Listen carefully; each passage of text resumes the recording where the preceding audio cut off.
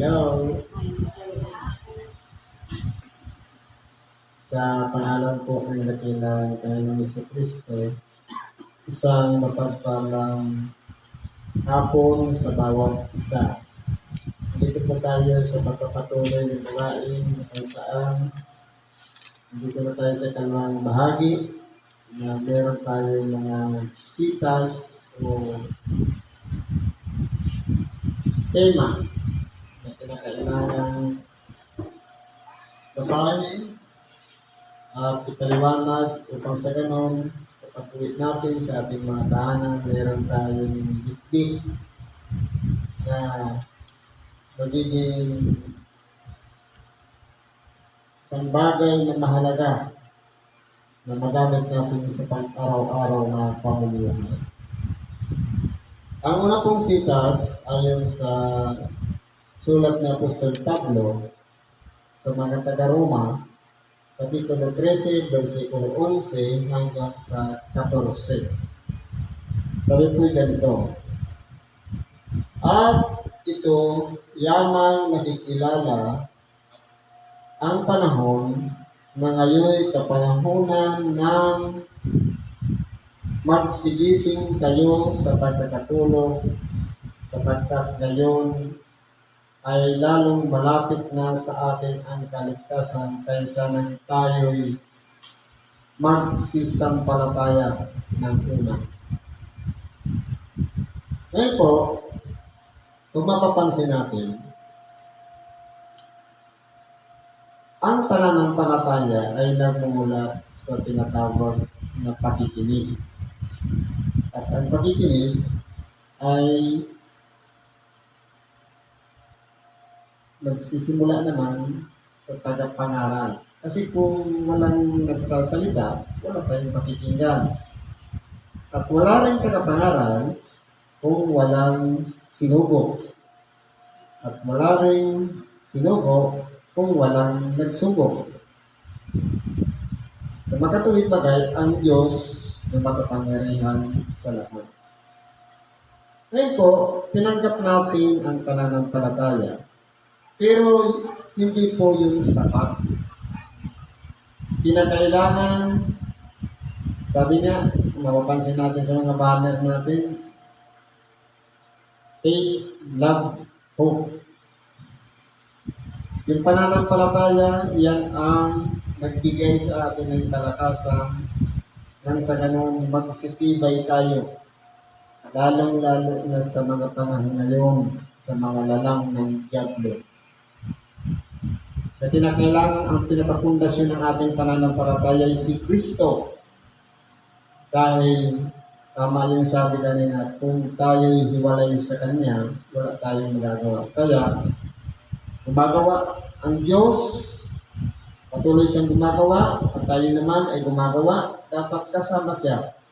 Upang sa ganun, yung pananampalataya niya mag-ugat at magtibay.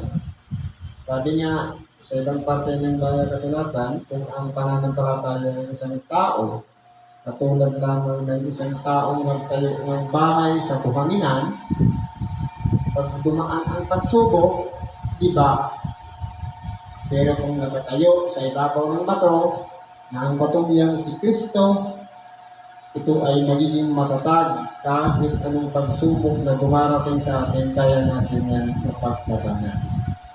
Yan po ay nangyayari habang tayo'y nabubuhay dito sa ibabaw ng sanlibutan. At yung love, yun naman ang resulta ng ating pakikipag-isa ng Diyos sa atin na nakakagawa tayo ng kabutihan sa kapwa sa pangalan ng pag-ibig. Na itinuturing natin silang kapatid, kahit kaaway, idinadalangin natin. Yan po ang nagtuturo sa atin, walang iba, yung pag-ibig. Yung pag-asa, ito yung tinatawag na kaligtasan. Sabi dito, magsigising kayo sa pagkakatulog. Pagkakatulog saan? Kasi po, ang tao, paisi-isi, hindi pa naman darating ng ating dakilang Panginoon. Kumbaga, sige lang, gawa lang ng masama. Saka na lang, pag bumalik na o dumating ng ating dakilang Panginoon.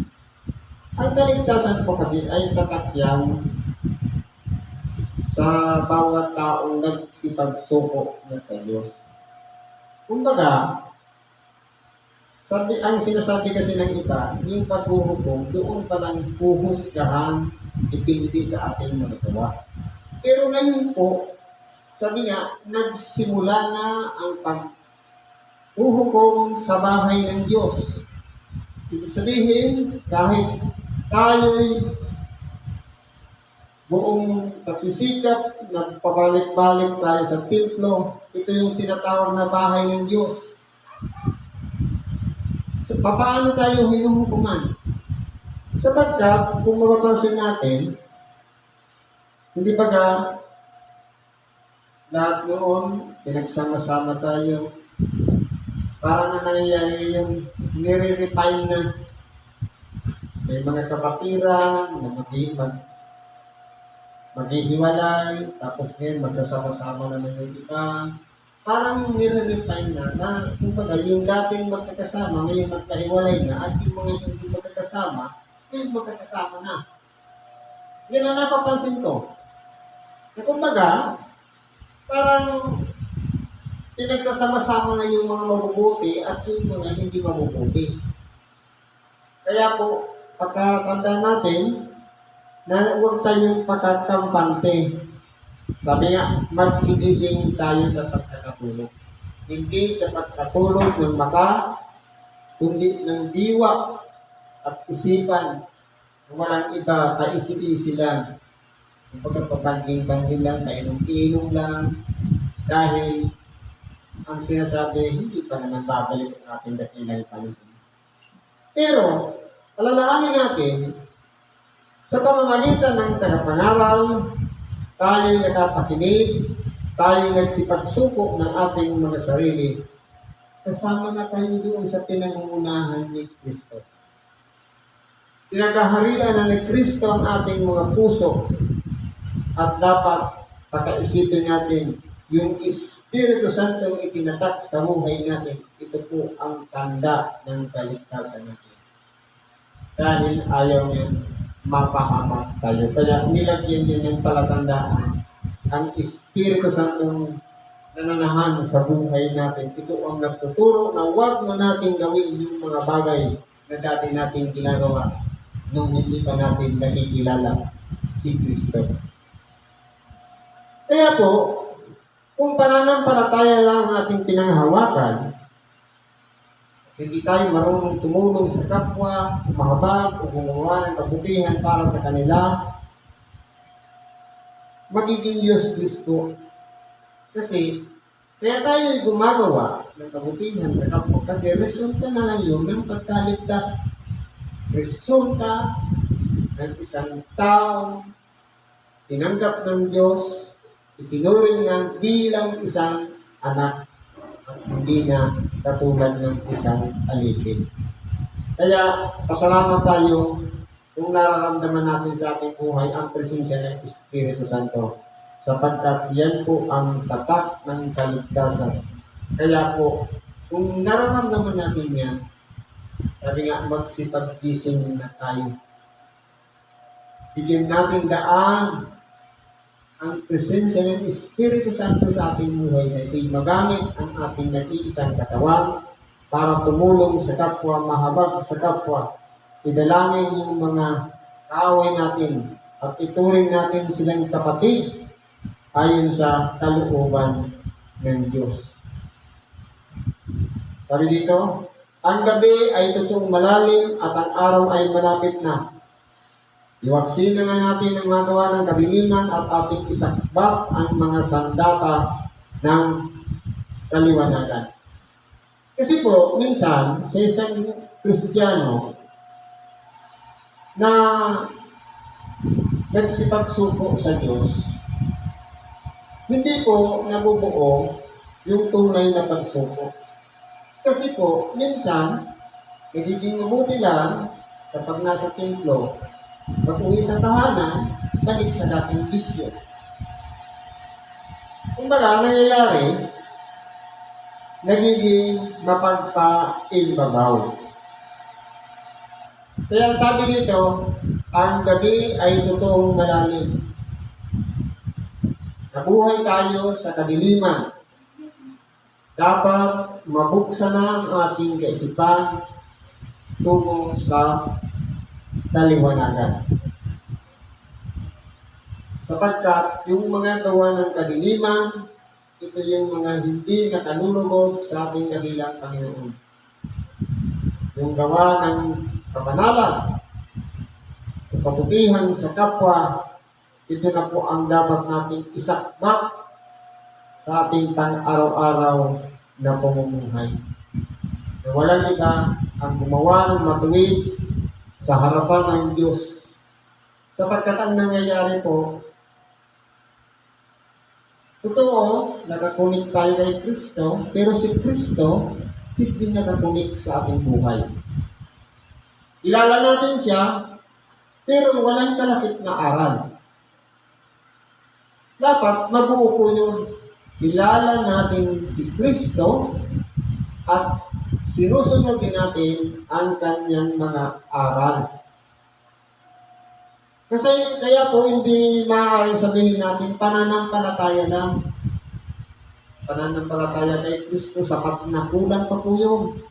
Kinakailangan nating lakipan ng pagpasakop, pagsunod sa mga aral o ibang bilyo na itinuturo ng ating dakilang Panginoon.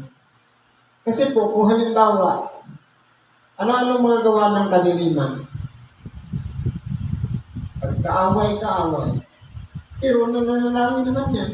Nagsisimba. Tapos, nagbibisyo pa rin. Kaya hindi pwedeng pagsamahin yan. Isa lang ang katawan na ito. Gamitin natin ito kung mabuti, sa mabuti. O tinatawag na kaliwanagan. Kung sa kasamaan, ito yung mga gawa ng kadiliman. Sabi po dito, magsilakad tayong mahinhin gaya ng sa araw. Kung mapapansin natin yung araw, hindi po siya, mali po kasi yung turo sa atin sa siyensya. Ang araw, steady, at ang mundo ang umiikot sa araw. Sabi dito, magsilakad tayong mahinhin gaya ng sa araw. Ibig sabihin pala, ang araw ang gumagalaw. Na, kumbaga sa isang ilog na parang dome, kasi po ang sabi sa banal na kasulatan, magkaroon ng kalawakan sa gitna ng mga tubig at mahiwalay ang tubig sa kapwa tubig. Ibig sabihin, ito, kababaan, ito yung karagatan, mga dagat, ng ilog, sapa. Itong nakikita natin sa labas, na bluish, sa likod ng ulap, mga tubig din po yan. Ilang beses na po yan subukan na tapusin ng tao. Kung may mapapansin tayo, parang pinagdaanan ng parang buhit na tubig. Yun po ay ini-experimentong patamaan ng missile. Kung discoveryhin kung ano yung nasa taas. Ngayon, ito yung paligid natin, ito yung tinatawag na kalawakan. Lawak. Dalingin sa dapat o luwang. Ngayon, mayroong dalawang tanglaw na magkapsing laki na inilagay ang isa bilang tanglaw na liwanag sa araw at ang isa sa gabi. Ibig sabihin, nagsusunuran sila na umipot sa sanlibutan. Kaya nga may North Pole na hindi siya dumaranas ng gabi. Kasi sakop siya ng liwanag sa gitna. Ibig sabihin, kung si Magellan umikot sa liputan, hindi siya tumawid sa North Pole. Hindi, east to west, west to east. Ganun lang po. Kasi na-discover po yan. Ang tunay na sanlibutan yung logo ngayon ng UN. Yan po. Itinuro din yan ng mga Israelita noong unang panahon. Ngayon, kung mapapansin natin, nakikita lang natin na ang araw gumagalaw pag lumilipas ang oras na kanina nandiyan, mamaya nandun na. Ganun dapat ang maging lakad ng bawat tao na gawing perpekto ang ating pang-araw-araw na pamumuhay. Kasi po ang araw, hindi po siya nagbago ng liwanag. Nararanasan natin ang madilim na kalagayan kapag napatakpan lang ng mga ulap. At yung makakapal na ulap na patong-patong, na may dala-dala ng mga ulan, kaya madilim. Parang harang siya, pero yung araw, tuloy-tuloy lang siya sa pagkikot. Ganun po yan. Kaya, kung mapapansin natin, paglipas lang ng oras, saka na lang natin na mapalayan, ang araw pa naman doon sa kabila. Sabi dito, huwag sa katakawan ng at paglalasing. Ano yung katakawan? Pag sinabing katakawan, ugali ng isang hayop.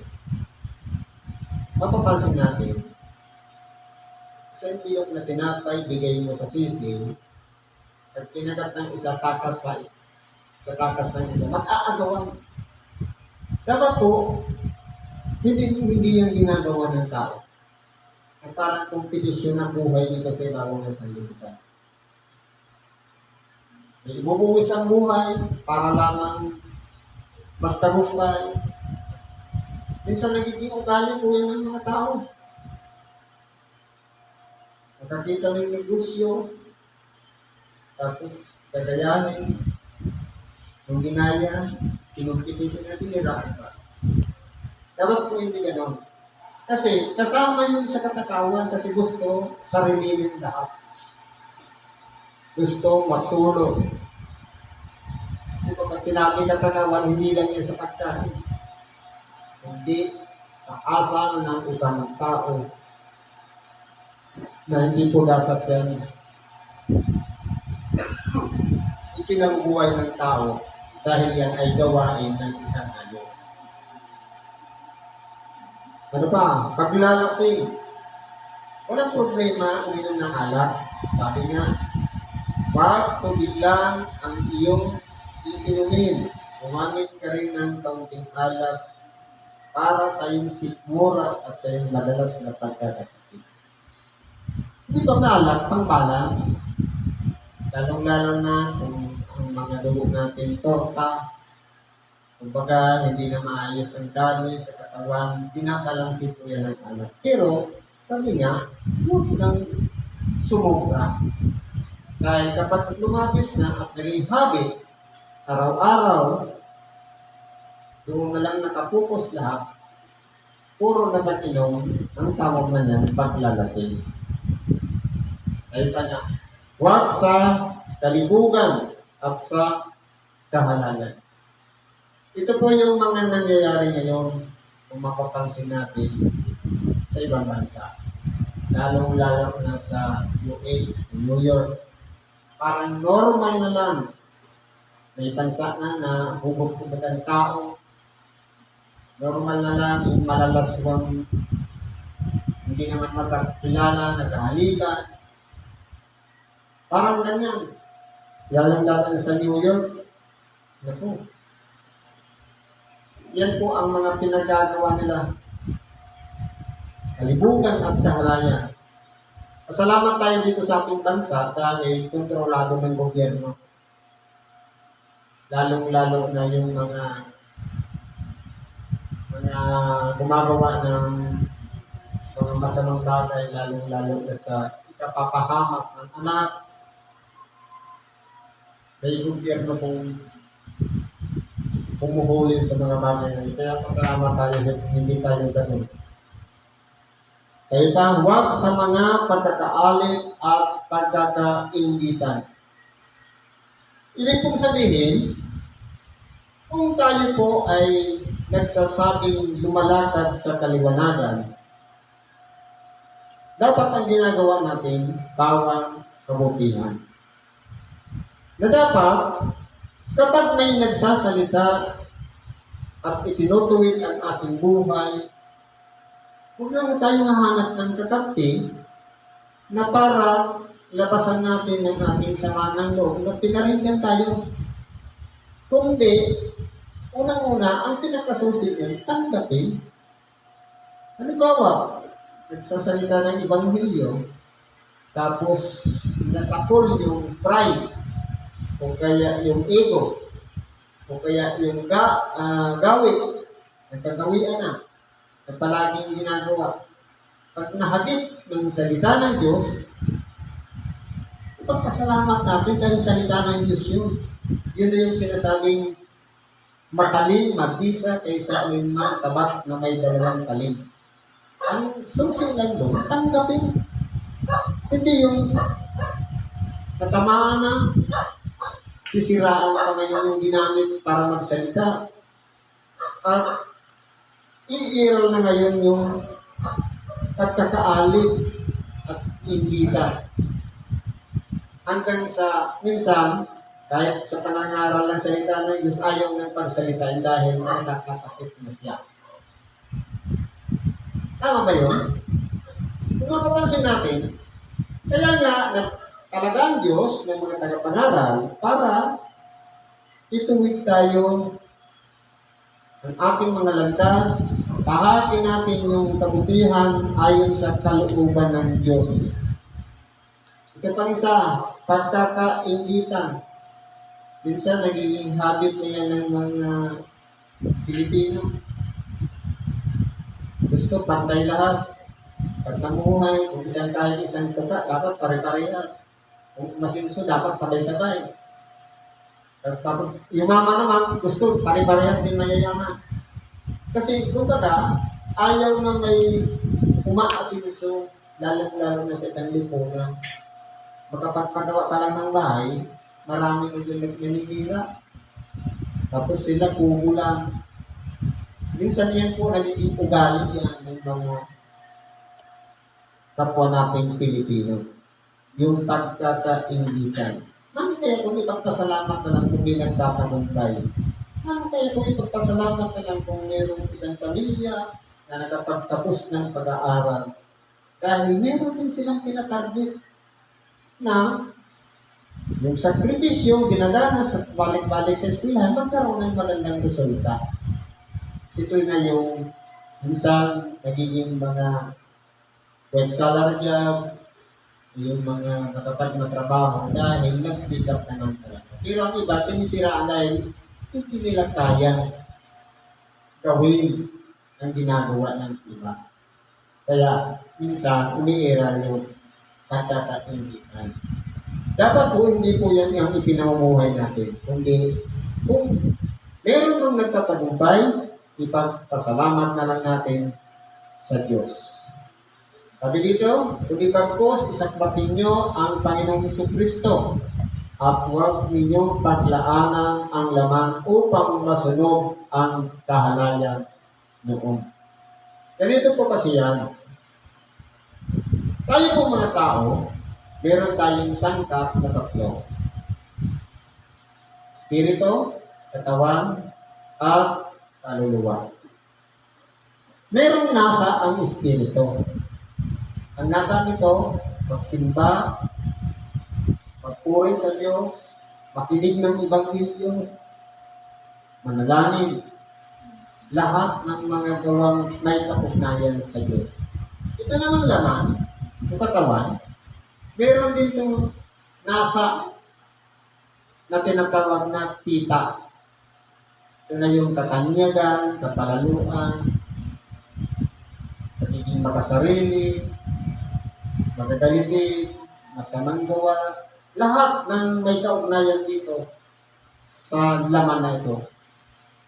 Proud, lalong-laro na kung pinapupurihan, sumisika, yan po ang lahat ng paghitain ng laman.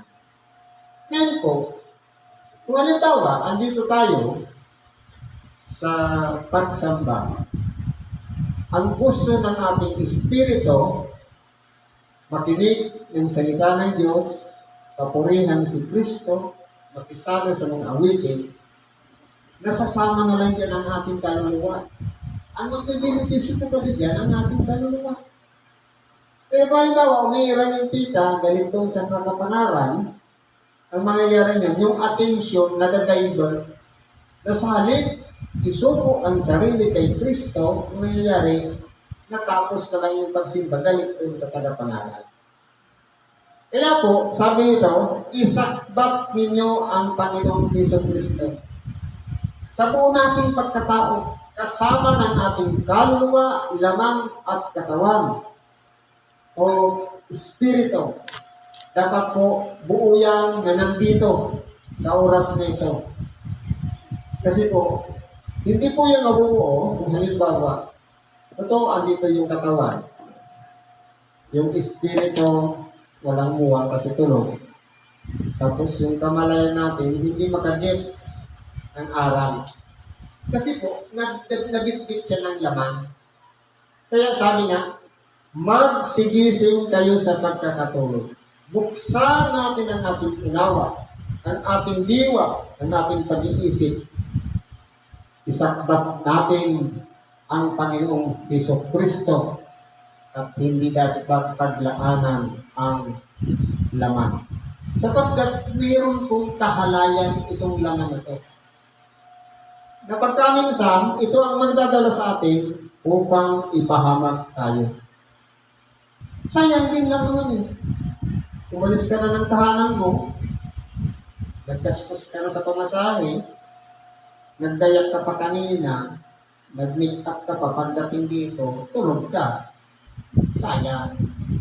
Yung salita ng Diyos na pinahayag kanina, tapos hindi natin napakinggan, na-miss natin. Kaya, sabi niya, isakbat natin ang ating dakilang Panginoong Hesus Kristo. Dito po ang magbubukas ng ating diwa, kalamang, pag-iisip, kamalayan, upang sa ganun, masunod ang nasa ang ating nag-iisang espiritu at kaluluwa at hindi ang ating laman at ang mga kahalayan nito. Yun po kasi yan. Kasi po nag-aagawan niyan, ang nasa ng laman, kalaban ng espiritu ng nasa niya. Ganon din ang espiritu, kalaban din yung nasa ng laman. Pero kung alin yung mas lalo nating pinagbibigyan ng pagkakataon, nandoon po ang ating puso, ang ating buong pagkatao, dahil nandoon yung atensyon natin.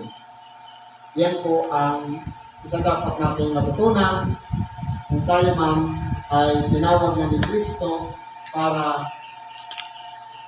dito sa pag-aaral ng salita ng Diyos. Siguro po, hanggang dito lang, pakikibahagi natin sa oras nito. Salamat sa Diyos at anuman ang nakamtan natin aral mula sa mga tema ngayong araw na ito. Naway ito'y itintal natin sa ating mga pag-iisip, siyang maging danawa ng ating pang-araw-araw na pamumuhay. Naway ito'y magamit natin upang sa ganun magawa natin ang ayon sa kalooban ng Diyos. At anuman po ang ating mga kahilingan, karaingan, pagkatiwala natin yung lahat sa Diyos. Sabi nga, trust the process. Pagkatiwala natin sa Kanya. May mga panalangin na hindi pa tayo nakakamtan. Bahala na ang Diyos. May tamang panahon, oras, pagkakataon na pinagkakalog ng Diyos. Basta ang importante po yan, nakadalanin tayo sa Kanya. At tayo na lang natin yung tamang timing na ibibigay ng Diyos ayon sa ating sariling kahilingan sa Kanya. Salamat at mapagpalang hapon sa bawat isa.